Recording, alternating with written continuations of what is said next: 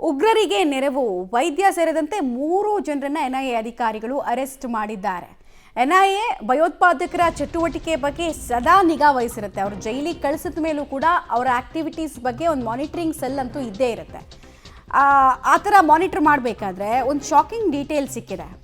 ವೈದ್ಯ, ASI ಸೇರಿದಂತೆ 3 ಜನರನ್ನ ಅರೆಸ್ಟ್ ಮಾಡೋ ಕೆಲಸ ಆಗಿದೆ. ಆರೋಪಿಗಳನ್ನು ಕೋರ್ಟ್ಗೆ ಹಾಜರುಪಡಿಸೋಕೆ ಎನ್ಐಎ ಟೀಮ್ ಸಿದ್ಧತೆಯನ್ನು ಮಾಡ್ತಾ ಇದೆ. ಎನ್ಐಎ ಕೋರ್ಟ್ಗೆ ಹಾಜರುಪಡಿಸಿ ಕಸ್ಟಡಿಗೆ ಪಡಿಲಿಕ್ಕಿದ್ದಾರೆ. ಪರಪ್ಪನಗ್ರಹಾರದ ವೈದ್ಯ ಡಾಕ್ಟರ್ ನಾಗರಾಜ್, ASI ಚಾಂದ್ ಪಾಷಾ, ಅನೀಸ್ ಫಾತಿಮಾ ಈ 3 ಜನರನ್ನ ಕೂಡ ಅರೆಸ್ಟ್ ಮಾಡಲಾಗಿದೆ. ಬೆಂಗಳೂರಿನ ಎನ್ಐಎ ಕಚೇರಿಯಲ್ಲಿ ತೀವ್ರ ವಿಚಾರಣೆಗೆ ಒಳಪಡಿಸಲಾಗ್ತಾ ಇದೆ. ಈಗ ನಾರ್ಮಲಿ ನಾವು ಕೆಲ ಪ್ರಕರಣಗಳಲ್ಲಿ ತೀರಾ ಪ್ರಾಥಮಿಕ ಹಂತದಲ್ಲಿ ಅರೆಸ್ಟ್ ಮಾಡಿದಾಗ ಪ್ರಿಲಿಮಿನರಿ ಇನ್ವೆಸ್ಟಿಗೇಷನ್ ಮಾತ್ರ ಆಗಿರುತ್ತೆ. ಪ್ರೈಮರಿ ಇನ್ವೆಸ್ಟಿಗೇಷನ್ ಆಗಬೇಕು ಅಂದರೆ ಅವ್ರನ್ನ ಕಸ್ಟಡಿಗೆ ತೊಗೊಳ್ಬೇಕು. PC ಕಸ್ಟಡಿ ಅಂತ ನಾವು ಏನು ಅಂತೀವಿ, ಅದೇ ರೀತಿ ಎನ್ಐಎ ಕೂಡ ಕಸ್ಟಡಿಗೆ ಪಡೆದುಕೊಂಡು ಇವರು ಯಾವ್ಯಾವ ರೀತಿ ಉಗ್ರರ ನೆಟ್ವರ್ಕ್ಗೆ ಹೆಲ್ಪ್ ಮಾಡ್ತಾ ಇದ್ರು, ಇವ್ರದ್ದು ನೆಕ್ಸಾಸ್, ಸಿಂಡಿಕೇಟ್ ಅಥವಾ ನೆಟ್ವರ್ಕ್ ಹೆಂಗಿತ್ತು ಅನ್ನೋದನ್ನು ಭೇದಿಸೋ ಕೆಲಸ ಮಾಡ್ತಾರೆ.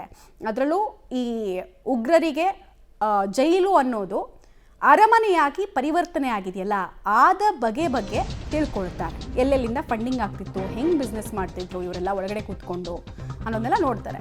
LET ಉಗ್ರ ಟಿ ನಾಸೀರ್ಗೆ ನೆರವು ನೀಡಿದ ಆರೋಪಕ್ಕೆ ಸಂಬಂಧಪಟ್ಟಂತೆ 3 ಆರೋಪಿಗಳ ಮೊಬೈಲ್ ಫೋನನ್ನು ಸೀಸ್ ಮಾಡಲಾಗಿದೆ. ಆರೋಪಿಗಳ ಫೋನ್ನಲ್ಲಿರುವ ಡೇಟಾವನ್ನು ಎಕ್ಸ್ಟ್ರಾಕ್ಟ್ ಮಾಡೋ ಕೆಲಸವನ್ನು ಅಥವಾ ರಿಟ್ರೀವ್ ಮಾಡೋ ಕೆಲಸವನ್ನು ಎನ್ಐಎ ಅಧಿಕಾರಿಗಳು ಮಾಡ್ತಾ ಇದ್ದಾರೆ. ಬ್ಯಾಂಕ್ ಖಾತೆಗಳನ್ನು ಕೂಡ ಫ್ರೀಸ್ ಮಾಡಿದ್ದಾರೆ. ಆ ಖಾತೆಗಳಲ್ಲೇ ಆಗಿರುವಂತಹ ಹಣದ ವಹಿವಾಟು, ಫಂಡಿಂಗ್ನ ನೆಟ್ವರ್ಕನ್ನು ಭೇದಿಸುವಲ್ಲಿ ಎನ್ಐಎಗಿಂತ ಬೆಸ್ಟ್ ಏಜೆನ್ಸಿ ಇನ್ನೊಂದಿಲ್ಲ. ಅಷ್ಟು ಚೆನ್ನಾಗಿ ಅವರು ಎಲ್ಲೆಲ್ಲಿಂದ ಫಂಡ್ ಆಗಿದೆ, ಕ್ರಿಪ್ಟೋ ಕರೆನ್ಸಿ ಮೂಲಕ ಫಂಡಿಂಗ್ ನಡೀತಾ ಇತ್ತಾ ಅಥವಾ ಹಣದ ಟ್ರಾನ್ಸಾಕ್ಷನ್ ವಿದೇಶಿ ಅಕೌಂಟ್ಗಳಿಂದ ಎಲ್ಲಿಗೆ ಬಂದು ಬೀಳ್ತಾ ಇತ್ತು, ಯಾರ್ಯಾರು ಬೇನಾಮಿ ಇದ್ರು ಎಲ್ಲವನ್ನ ಫೈಂಡ್ ಔಟ್ ಮಾಡ್ತಾರೆ. ನೆನಪಿರಲಿ, ಎನ್ಐಎದು ಟ್ರ್ಯಾಕ್ ರೆಕಾರ್ಡ್ ಇದೆಯಲ್ಲ, ಆರೋಪಿಗಳಿಗೆ ಶಿಕ್ಷೆ ಕೊಡಿಸುವಲ್ಲಿ 100ರಲ್ಲಿ 93.7% ಇದೆ. ಅಂದರೆ 100 ಜನರನ್ನ ಅವ್ರು ಹಿಡಿದ್ರೆ 93 ಜನರನ್ನ ಶಿಕ್ಷೆಗೆ ಒಳಪಡಿಸ್ತಾರೆ. ಹೀಗಾಗಿ ಕ್ರೂಷಿಯಲ್ ಇದು. ರೈಟ್, ಡೀಟೇಲ್ಸ್ ಕೊಡ್ತಾರೆ ನರಸಿಂಹಮೂರ್ತಿ. ಈಗ ಈ 3 ಆರೋಪಿಗಳಿಗೆ ಸಂಬಂಧಪಟ್ಟಂತೆ ಎಷ್ಟು ಸಮಯದಿಂದ ಟಿ ನಾಸೀರ್ ಸಂಪರ್ಕಕ್ಕೆ ಇವರೆಲ್ಲ ಬಂದಿದ್ರು, ಹೆಂಗೆ ಕೆಲಸ ಮಾಡ್ತಾ ಇದ್ರು, ಒಬ್ರಿಗೊಬ್ರು ಹೆಂಗೆ ಕೆಲಸ ಮಾಡ್ತಾ ಇದ್ರು, ಆಮೇಲೆ ಇಲ್ಲಿ ಕೇವಲ ದುಡ್ಡು ಒಂದೇ ಹೊಡೆಯೋ ಉದ್ದೇಶದಿಂದ ಈ ಮನೋವೈದ್ಯ ನಾಗರಾಜ್ ಮತ್ತು ಆತನ ಗೆಳತಿ ಸಹಾಯ ಮಾಡ್ತಾ ಇದ್ದಿದ್ದ ಅಥವಾ ಬೇರೆ ಏನಾದರೂ ಇಂಟೆನ್ಷನ್ಸ್ ಇತ್ತಾ ಅವ್ರದ್ದು, ಅಥವಾ ಮತಾಂತರದ ನಂತರದ ಏನಾದರೂ ಆ್ಯಂಗಲ್ಗಳು ಕಾಣಿಸ್ತಾ ಇದೆಯಾ, ನಿಷೇಧಿತ ಸಂಘಟನೆ ಜೊತೆಗೆ ಇವ್ರದ್ದು ಏನಾದರೂ ಕಾಂಟ್ಯಾಕ್ಟ್ಗಳು ಕಾಣಿಸ್ತಾ ಇದೆಯಾ, ಏನು ಮಾಹಿತಿ ಇದೆ? ಮಮತಾ, ಪರಪ್ಪನಗ್ರಹಾರ ಜೈಲಿನಲ್ಲಿರುವ ಮೋಸ್ಟ್ ವಾಂಟೆಡ್ ಉಗ್ರ ಟಿ ನಾಸೀರ್ನ ಜೊತೆ ಸಂಪರ್ಕವನ್ನು ಹೊಂದಿದ್ದಂತಹ, ಆತನಿಗೆ ಸೌಲಭ್ಯಗಳನ್ನು ಕಲ್ಪಿಸಿದಂತಹ ಆಧಾರದ ಮೇಲೆ ಎನ್ಐಎ ಅಧಿಕಾರಿಗಳು ನಿನ್ನೆ ಕೋಲಾರ ಮತ್ತು ಬೆಂಗಳೂರು ಸೇರಿದಂತೆ 5 ಕಡೆ ದಾಳಿ ಮಾಡಿ 3 ಬಂಧನ ಮಾಡುವ ಕೆಲಸವನ್ನು ಮಾಡಿದ್ದಾರೆ. ಅದರಲ್ಲಿ ಪ್ರಮುಖವಾಗಿ ಟಿ ನಾಸೀರ್ಗೆ ಮೊಬೈಲನ್ನು ಕೊಡ್ತಿದ್ದ ಆತ ಮತ್ತು ಹೊರಗಡೆಯಿಂದ ಮೊಬೈಲನ್ನು ತಂದು ಮತ್ತು ಸಿಮ್ಮನ್ನು ತಂದು ಈತನ ಸಂವಹನಕ್ಕೆ ಅನುಕೂಲವನ್ನು ಮಾಡಿಕೊಡ್ತಿದ್ದಂತಹ ಆರೋಪದ ಮೇಲೆ ಜೈಲಿನ ಮನೋವೈದ್ಯನಾಗಿದ್ದಂತಹ ನಾಗರಾಜ್ನ ಬಂಧನ ಮಾಡುವ ಕೆಲಸವನ್ನು ಮಾಡಲಾಗಿದೆ.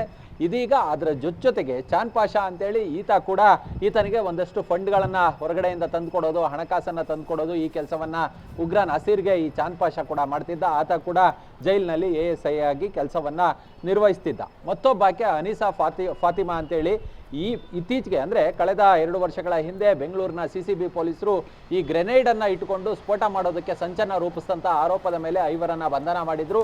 ಅದರಲ್ಲಿ ಮೋಸ್ಟ್ ವಾಂಟೆಡ್ A1 ಉಗ್ರ ಏನಿದ್ದ ಜುನೈದ್, ಆತ ತಲೆಮರೆಸ್ಕೊಂಡಿದ್ದಾನೆ, ಈವರೆಗೂ ಕೂಡ ಸಿಕ್ಕಿಲ್ಲ.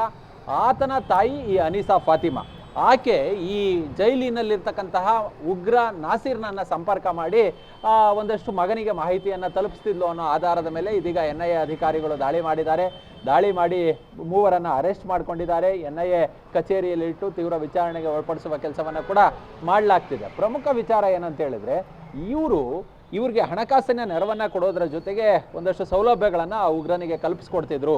ಆತನಿಂದ ಮಾಹಿತಿಯನ್ನು ಪಡೆದುಕೊಂಡು ತನ್ನ ಮಗನಿಗೆ ಅನೀಸಾ ಫಾತಿಮಾ ಹೇಳ್ತಿದ್ಲು ಅನ್ನೋದರ ಜೊತೆಗೆ ಒಂದಷ್ಟು ಸ್ಲೀಪರ್ ಸೆಲ್ಗಳಾಗಿ ಕರ್ತವ್ಯವನ್ನು ಯಾರು ಆ ಒಂದು ಟೆರರಿಸ್ಟ್ ಆಕ್ಟಿವಿಟಿಗಳಿಗೆ ಸಹಾಯವನ್ನು ಮಾಡ್ತಿದ್ದಂತಹ ಜಾಲ ಏನಿತ್ತು, ಅದರಲ್ಲೂ ಕೂಡ ಇವರು ಸಕ್ರಿಯರಾಗಿದ್ರಾ ಅನ್ನೋ ಒಂದು ಆಧಾರದ ಮೇಲೆ ಇದೀಗ ತನಿಖೆಯನ್ನು ತೀವ್ರಗೊಳಿಸಲಾಗ್ತಿದೆ. ಮತ್ತು ಇವರ ಬ್ಯಾಂಕ್ ಬ್ಯಾಲೆನ್ಸ್ ಇರ್ಬೋದು, ಮತ್ತು ಇವರ ಅಕೌಂಟ್ಗಳಿರ್ಬೋದು, ಇವೆಲ್ಲವನ್ನು ಕೂಡ ಮತ್ತು ಅವರ ಮೊಬೈಲ್ಗಳನ್ನು ಸಂಪೂರ್ಣವಾಗಿ ಜಾಲಾಡುವ ಕೆಲಸವನ್ನು ಮಾಡಲಾಗ್ತಿದೆ. ಕಾರಣ ಇಷ್ಟೇ, ಉಗ್ರನ ಜೊತೆಗೆ ಯಾವೆಲ್ಲ ಸಂವಹನವನ್ನು ಇವರು ಹೊಂದಿದ್ದಾರೆ, ಯಾವೆಲ್ಲ ನಂಟನ್ನು ಹೊಂದಿದ್ದಾರೆ ಅನ್ನೋದನ್ನು ಹೊರತೆಗೆಯಬೇಕಾಗಿದೆ. ಹೀಗಾಗಿಯೇ ಎನ್ಐಎ ಅಧಿಕಾರಿಗಳು ನಿನ್ನೆಯಿಂದ ಇವರ ಮೊಬೈಲ್ಗಳನ್ನು ಸೀಸ್ ಮಾಡಿ ಅಕೌಂಟ್ಗಳ ಪರಿಶೀಲನೆಯನ್ನು ನಡೆಸುವ ಕೆಲಸವನ್ನು ಮಾಡಲಾಗ್ತಿದೆ. ಇನ್ನು ಮಧ್ಯಾಹ್ನದ ನಂತರ ಈ ಆರೋಪಿಗಳನ್ನು NIA ವಿಶೇಷ ನ್ಯಾಯಾಲಯಕ್ಕೆ ಹಾಜರುಪಡಿಸಿ ಪೊಲೀಸ್ ಕಸ್ಟಡಿಗೆ ಪಡೆದುಕೊಳ್ಳೋದಕ್ಕೂ ಕೂಡ ಈಗಾಗಲೇ ಸಿದ್ಧತೆಯನ್ನು ಸಹ ಮಾಡ್ಕೊಳ್ತಿದ್ದಾರೆ ಮಮತಾ. ಸದ್ಯ ಮೂವರ ವಿಚಾರಣೆ ಏನಿದೆ ಅದು ಭರದಿಂದ ಸಾಗ್ತಿದೆ. ಮತ್ತೆ ಇವರಿಗೆ ಈ ಮೊಬೈಲ್ಗಳನ್ನ ಉದಾಹರಣೆಗೆ ಮೊಬೈಲ್ ಪಡ್ಕೊಳ್ಳೋದಕ್ಕೆ ಆಧಾರ್ ಕಾರ್ಡು ಈ ಥರದ್ದು ಏನಾದರೂ ಒಂದು ಪ್ರೂಫ್ ಕೊಡಬೇಕಾಗುತ್ತೆ, ಸಿಮ್ ಪಡ್ಕೊಳ್ಳೋದಕ್ಕೆ ಪ್ರೂಫ್ ಕೊಡಬೇಕಾಗುತ್ತೆ. ಆ ಪ್ರೂಫನ್ನು ಕೋಲಾರದ ಒಬ್ಬ ವ್ಯಕ್ತಿಯ ಮುಖಾಂತರ ಒದಗಿಸಲಾಗ್ತಿತ್ತು ಅನ್ನೋ ಮಾಹಿತಿ ಇದೆ. ಆತ ಕೂಡ ಅಪ್ಸ್ಕ್ಯಾಂಡ್ ಆಗಿದ್ದಾನೆ. ಆತನಿಗೂ ಕೂಡ ನೋಟಿಸ್ ಕೊಟ್ಟು ವಿಚಾರಣೆಗೆ ಬರೋದಕ್ಕೆ NIA ಅಧಿಕಾರಿಗಳು ತಿಳಿಸಿರೋದು. ಧನ್ಯವಾದ ನರಸಿಂಹಮೂರ್ತಿ ತಮ್ಮೆಲ್ಲ ಮಾಹಿತಿಗಾಗಿ.